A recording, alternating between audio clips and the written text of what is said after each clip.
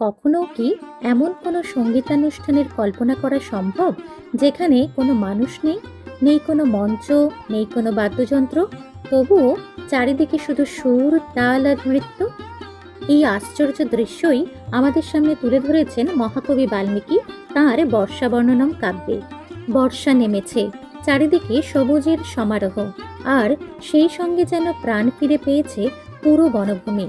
কোথাও ময়ূরেরা আনন্দে পেখম মেলে নাচছে, তাদের নৃত্য দেখে মনে হয় প্রকৃতি যেন উৎসবের আয়োজন করেছে। আবার কোথাও ভ্রমরের গুঞ্জন শোনা যাচ্ছে। কবি এই গুঞ্জনকে তুলনা করেছেন বীণার মধুর সুরের সঙ্গে, অর্থাৎ বনভূমির প্রতিটি ফুল যেন এক একটি সঙ্গীত মঞ্চ।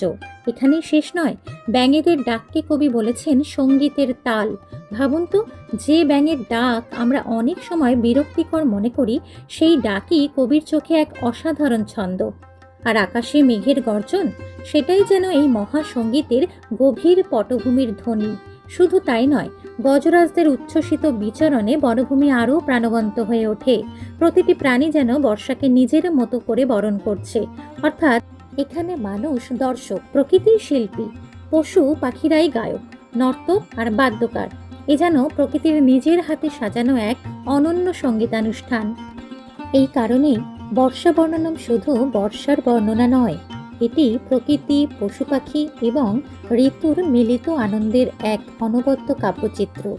আজকের দিনে যখন আমরা প্রকৃতি থেকে দূরে সরে যাচ্ছি, তখন বাল্মীকির এই কাব্য আমাদের শেখায় প্রকৃতির প্রতিটি শব্দ, প্রতিটি প্রাণ এবং প্রতিটি ঋতুর মধ্যেই লুকিয়ে আছে এক অপূর্ব সৌন্দর্য।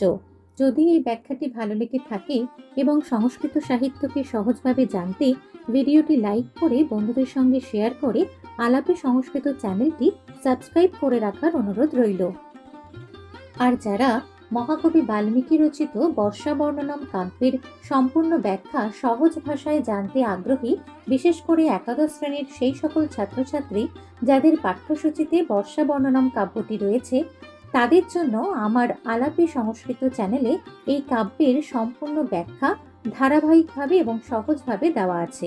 সেগুলো দেখে নিলে শুধু কাব্যটি ভালোভাবে বুঝতে পারবে তাই নয়, পরীক্ষায় ভালো ফল করতেও অনেক সাহায্য হবে। তাই আর দেরি না করে আলাপে সংস্কৃত চ্যানেলটি সাবস্ক্রাইব করে পাশে থাকা বেল আইকনটি অন করে রাখো, যাতে নতুন ভিডিওর নোটিফিকেশন সবার আগে পেয়ে যাও। আজকের ভিডিওটি তোমাদের কেমন লাগলো অবশ্যই কমেন্ট করে জানিও। আর বর্ষাবর্ণম কাব্যের সম্পূর্ণ ভিডিও সিরিজের লিংক পেয়ে যাবে এই ভিডিওর ডেসক্রিপশনে। শুভমস্তু।